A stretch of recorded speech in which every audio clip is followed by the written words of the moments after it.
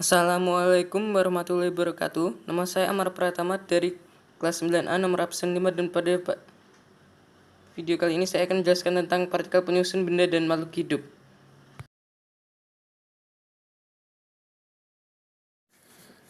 A. Partikel dalam benda dan makhluk hidup. Partikel adalah bagian terkecil dari suatu materi yang masih mempunyai sifat materi itu. Partikel dapat berbentuk sebagai berikut, yaitu atom, molekul, dan ion. Atom adalah bagian terkecil dari suatu unsur yang masih memiliki sifat unsur tersebut. Atom-atom dapat berikatan satu sama lain untuk membentuk molekul. Molekul adalah gabungan dua atom atau lebih melalui ikatan kimia tertentu. Molekul dapat tersusun sedemikian rupa sehingga menjadi suatu struktur tertentu. Lalu ion adalah suatu atom atau molekul yang memiliki muatan listrik, total tidak nol. Ion memiliki dua jenis, kation yang bermuatan positif dan anion yang bermuatan negatif.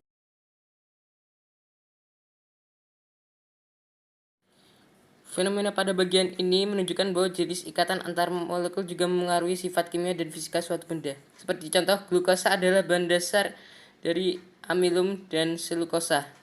Yang membedakan keduanya adalah jenis ikatan glukosa dari dua hasil tersebut.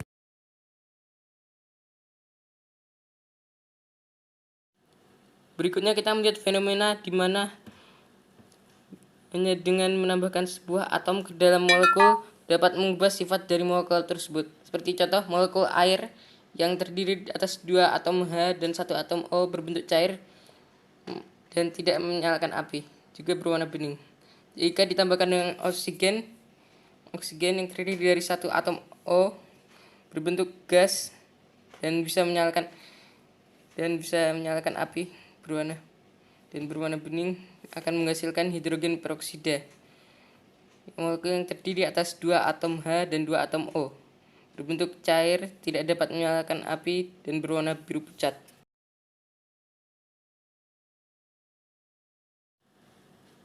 B. Atom dan partikel penyusunnya. Meski dianggap sebagai unit terkecil penyusun molekul, atom ternyata masih memiliki partikel dan penyusun seperti partikel subatom dan unsur. Partikel subatom terdiri dari proton, neutron, dan elektron. Atom juga memiliki berbagai teori tentang bentuknya yang dikemukakan oleh para ilmuwan.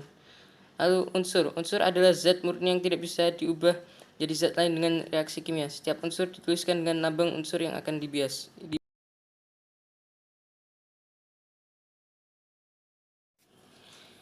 Partikel subatom.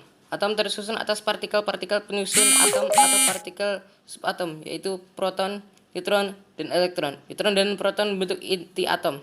Elektron menempati kulit-kulit atom yang ada di sekitar inti atom dan mengelilingi inti dengan kecepatan tinggi dan membentuk awan elektron. Pada atom netral, jumlah atom sama dengan jumlah elektron. Bila jumlah elektron dan jumlah proton dalam atom tidak sama, maka atom tersebut akan bermuatan atom jadi ion. Proses pembuatan ion disebut ionisasi.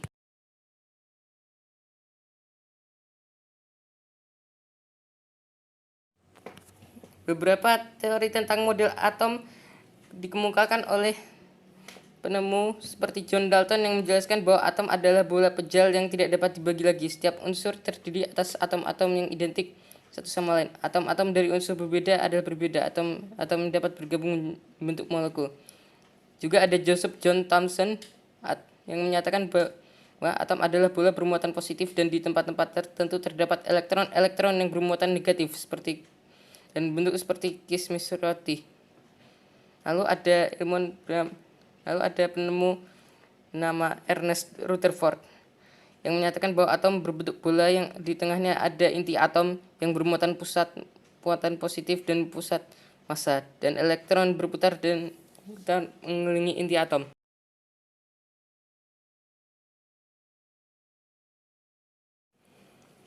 Lalu ada Niels Bohr yang menjelaskan bahwa atom terdiri atas inti atom yang menjadi pusat massa atom dan pusat muatan positif.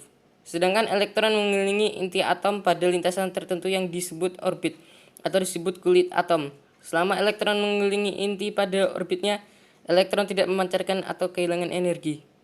Lalu ada model modern dari atom.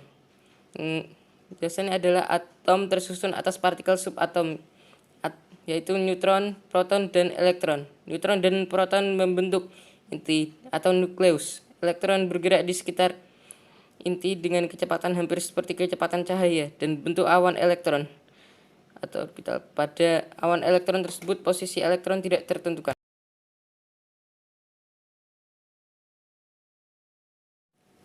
Berikutnya terdapat unsur. Unsur adalah zat murni yang tidak dapat diubah menjadi zat lain dengan reaksi kimia. Atom-atom yang berbeda memiliki jumlah partikel atom yang berbeda. Semua atom dalam suatu unsur yang sama memiliki jumlah proton yang sama dalam intinya.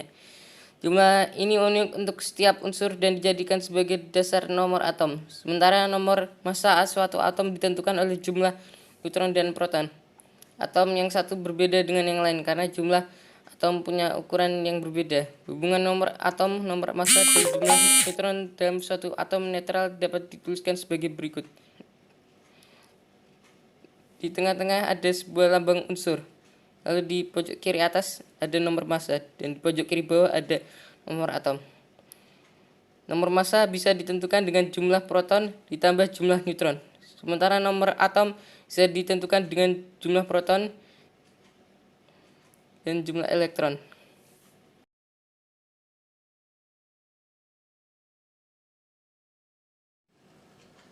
C. Prinsip pembentukan molekul dan ion. Sebagaimana dijelaskan model atom Bohr, Niels Bohr, elektron mengelilingi inti atom menurut tingkat-tingkat energi tertentu yang disebut sebagai kulit-kulit atom. Tingkat energi dalam suatu atom berturut-turut dilambangkan dengan K untuk kulit atom pertama, L untuk kulit atom kedua, M untuk kulit atom ketiga, dan seterusnya. Di bawah adalah kulit atom dan jumlah elektron yang dapat menempati kulit tersebut.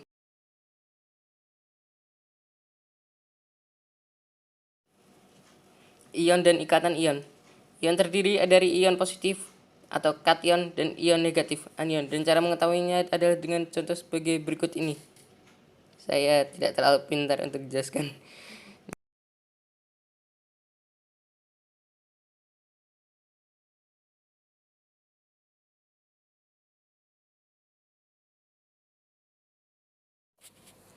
Identifikasi unsur. Kembang api mengandung senyawa tertentu yang jika dibakar molekul di dalam atomnya mengalami perpindahan antar kulit atom. Perpindahan elektron dari kulit atom dengan energi lebih rendah ke kulit atom dengan energi lebih tinggi akan menyerap energi. Sedangkan perpindahan elektron dari kulit dengan energi yang lebih tinggi ke kulit atom dengan energi yang lebih rendah akan melepaskan energi. Energi yang dilepaskan akan terlihat sebagai cahaya. Setiap atom mempunyai jarak antar kulit atom yang berbeda sehingga energi yang diserap atau dilepaskan juga akan berbeda. Akibatnya cahaya yang dihasilkan memiliki warna-warna yang berbeda. Jadi jika menyulut kembang api, telah terjadi reaksi kimia yang menghasilkan cahaya. Warna khas yang dihasilkan oleh unsur-unsur pada keadaan terbakar tersebut dapat digunakan untuk mengetahui keberadaan unsur suatu materi secara kualitatif. Prinsip tersebut juga dipakai oleh ilmuwan untuk mengidentifikasi unsur secara kualitatif dalam bahan dan disebut juga uji nyala.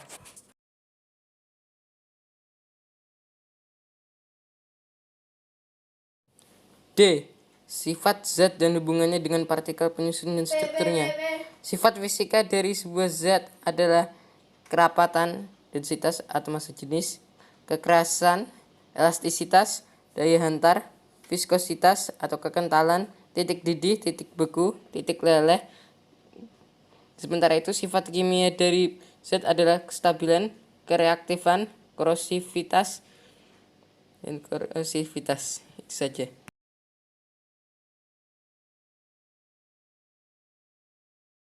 Waalaikumsalam warahmatullahi wabarakatuh.